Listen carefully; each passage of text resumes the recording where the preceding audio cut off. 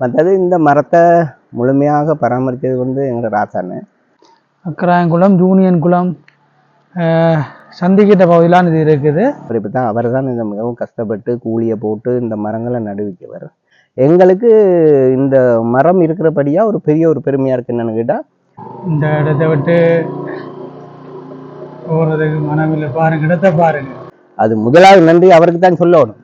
இந்த மரம் இருக்கிறபடியாக இதில் படுத்து கிடந்து வீடியோ எடுக்கிறதும் அதை எடுக்கிறதும் நாங்கள் சரியான சந்தோஷமான ஒரு காட்சியாக பார்த்துட்டு போய் கொண்டிருக்கிறோம். அந்த இடத்துல வர்ற வழியில் வந்து ஒரு பிரமாண்டமான இடம், சரியான வெயில் களைச்சிட்டோம். இப்போ இந்த இடத்துல இருக்கும் போது இந்த இடத்தின் பேர் என்னன்னு தெரியல. பிரமாண்டமான மரக்கூட்டம் பாருங்க. பிரமாண்டம் அப்படியான ஒரு மரம் பாருங்க. இந்த வீதி நடுவிலும் இந்த வீதி முழு நீட்டுக்கும் வந்து இரு மரங்களும் இந்த மரங்கள்லாம் நிற்கின்றன. இந்த மரங்கள் என்ன மரம்னு தெரியலை.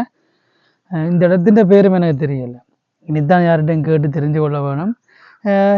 இந்த பகுதி, அதாவது வந்து நான் வெண்ணெறி குளத்துக்கு போயிட்டு வரும்போது, நான் வீடு நோக்கி செல்லும்போது இந்த பகுதியால் செல்வோம் என்று வரும்போது வழியில் கிடைத்த பகுதி தான் இந்த பகுதி. இந்த பகுதியில் நிற்கும்போது மிகவும் பசுமையாகவும் குளிர்மையாகவும் இருக்குது. சரி, இதிலிருந்து ஒரு படப்பிடிப்பை துவங்கி எடுப்போம் என்று யோசிச்சு தங்கி எடுக்க துவங்கி நம்ம வந்து சரி நாங்கள் போக போக இப்போ இடங்கள் ஏதாவது கிடைச்சால் பார்க்கலாம். நிகழ்ச்சியில் தொடர்ந்து வாங்க. இதமான பகுதி தான். சரி, அதில் ஒரு அண்ணா வர்றார். அண்ணையோட இருக்கா கை பார்ப்போம். வணக்கம் அண்ணா. வணக்கம். எங்கே போயிட்டு வரீங்க? இப்போ நாங்கள் வந்து வியாபாரம் செய்கிறேன். வியாபாரம் மீன் வியாபாரம் செய்கிறேன். எங்கே எடுத்து எங்கே கொடுப்பீங்க? நாங்கள் ஆலியவலை போகிறோம்.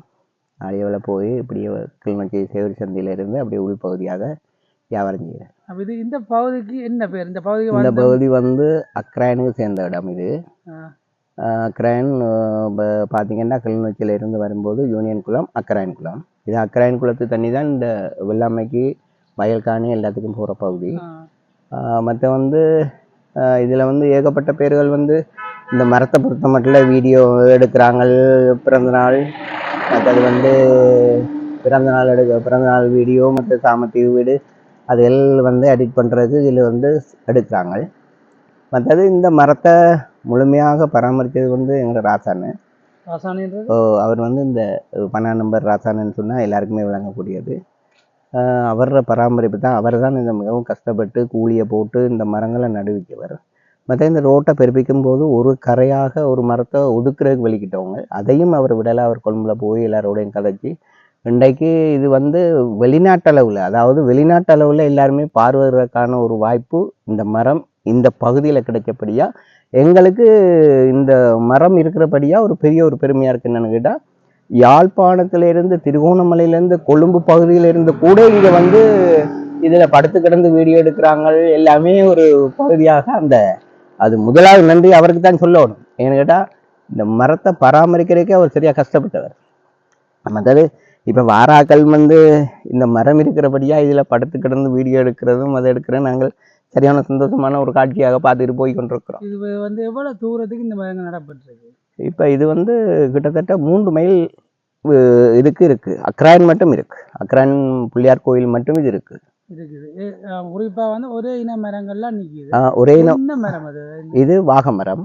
இது மிகவும் இப்போ கொஞ்சம் இலை கொட்டினபடியாக இருக்குது. இல்லைன்னு சொன்னால் மிகவும் இனல் தர்ற ஒரு வாகை மரம். மழை இன்னும் சரியான மாதிரி ஒரு குளிர் பிரதேசம் மாதிரி உங்களுக்கு இது தரக்கூடியது. எல்லாருமே வந்து இதில் மிகவும் வந்து சந்தோஷமாக எல்லாரும் இருந்து வீடியோ எடுத்து எல்லா வளமும் இங்கே இந்த மரங்கள் கொடுத்தபடியாக எங்களுக்கு முழு பகுதியில் இருக்க மக்களும் வந்து இங்கே வந்து இருந்து போகிறாங்க. அது இந்த அக்ராயனுக்கு ஒரு பெருமைன்னு நான் நினைக்கிறேன். அந்த பெருமை சேர வேண்டியது எங்களோட 12 நம்பர் ராசானுக்கு தான் உறுத்தாகும். இந்த மரங்கள்ன்றது காலத்தின் தேவை. அதாவது வந்து எங்களுக்கு தேவை. இங்கே மழை இருந்தால் தான் மரம் இருந்தால் தான் மழை வரும். விவசாயம் அப்படி சொல்லி மற்றது அவர அளவுக்குள்ளேயும் ஒரு மரத்தையுமே அவர் இவ்வளவு நாளைக்கு வெட்டி அதை அழிக்கணும்னு சொல்லி நினைக்கிற மனிதனே இல்லை.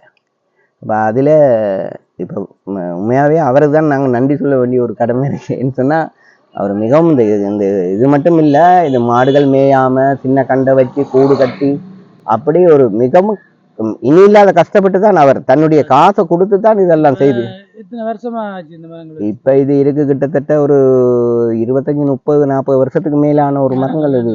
ஓ இதுகள் இந்த ஆயுள் குளம் தெரியுது படுகிற நேரத்துல சிறிய கண்டுகளை வச்சு உருவாக்க ஓ வேண்டிய இப்போ திரும்பி உருவாக்க வேண்டியது. இப்போ நாங்கள் பார்க்குறோம் ஒரு பூமரம் ஒன்று இருக்கு, அதுக்கு நாங்கள் பதியம் போட்டு வச்சு கொண்டிருக்கோம். இப்போ நான் அவரோட கதைக்கு வேற இனம் அது அந்த கூடுதலாக கண்டி பகுதியில் இருக்கு. பெரிய ஒரு சிகப்பு ஒரே ஒரு மரம் இங்கே சிகப்பு பூவோட இருக்கும். அந்த இனத்தை வைக்கிறதுக்கான இப்போ நாங்கள் அங்கே மற்ற கண்டபுரம் திரும்புகிற வழி அது எந்த பகுதியுமே இல்லை. இப்போ மேல் பகுதியில் நாங்கள் போய் பார்த்தோம், அது ஒரு மரம் இருக்கு. நான் இவரை கூட்டிக் கொண்டே காட்டி ரசனை இதை செய்யலாமான்னு சொல்லி எல்லாரும் இப்போ எங்களோட மானத்தார விளையாட்டு கழகத்து ஊடாக அதையும் அந்த மரத்தை நடுறதுக்கான ஒரு வாய்ப்பை நாங்கள் உருவாக்கலாம்னு இருக்கிறோம். ஏன்னு சொன்னால் கந்தபுரம் திரும்புகிற வழியிலேருந்து இங்கே மட்டும் வைக்கிற ஒரு பிளான்ல தான் நாங்கள் இருக்கிறோம். இப்போ கூடிய பாவம் அது செய்வோம். தொழில் பிரச்சனை இல்லை. தொழிலை பத்தி என்ன,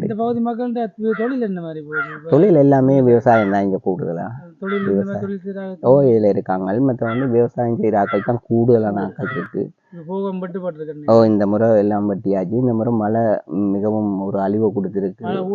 மழை கூடி போயிட்டு வெற்ற பருவத்துல வந்து குளம் பான்பாய விழிக்கிட்டோன்னே எல்லாம் அழிவை கொடுத்துட்டு, நியாயமான பேர் வந்து இந்த முறை அதாவது வச்ச ஒரு நகையை கூட திருப்ப இல்லாத ஒரு சூழ்நிலை கூட அங்கே உருவாகிருக்கு. இப்போ எங்களோட நண்பர்கள்ட்ட கேட்கும்போது அப்போ அவங்க சொல்கிறாங்க, சரியான மாதிரி இந்த முறை நட்டம் எங்களுக்கு விலைவாசியை விட வெள்ளாமல் வந்து நல்ல வெள்ளாமல் கூட அழிவுக்கு மேற்கொண்டுருக்கு. இந்த மழை பிந்துன மழைனால எங்களுக்கு பெரிய ஒரு தாக்கத்தை கொடுத்துருக்கு இந்த பகுதியாக. சரி அண்ணா, வேகமாக வேலை முடிஞ்சு போனீங்க, பசியமாக இருக்கேன். எனக்கு மறைச்சிடத்தில் இந்த கதையை சொல்லி அது ஒரு பிரச்சனையுமே இல்லை. சரி நன்றி. சரி வணக்கம்.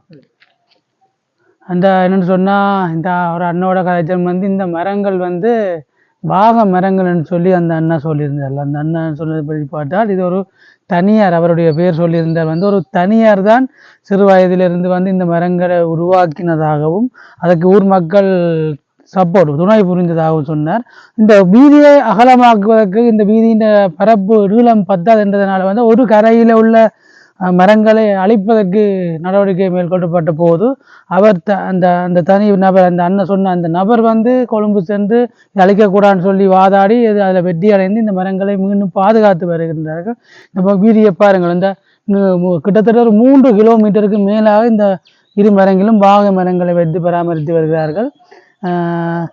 சுற்றுலா பயணிகளை கவருகின்ற ஒரு இடமாக இது இப்பொழுது வளர்ந்து வருகிறது. இன்னும் மரங்கள் வேறு வேறு இன மரங்களை வைத்து பதிவைக்கப்பட்டிருப்பதாகவும் அதை வைத்து இந்த பகுதியில் உருவாக்கப் போவதாகவும் அவர் சொல்லியிருந்தார். அதுக்கான பணிகள் ஆரம்பமாகிவிட்டதாக சொல்லியிருந்தார். நீங்களே பாருங்கள், இந்த மாதிரி இன்னொரு 2 கரையும் வந்து ஒரு குடை போன்ற ஒரு இந்த வெயிலுக்கு கூட அவ்வளோ குடை போன்ற ஒரு அமைப்புல இணலையும் திறக்குது.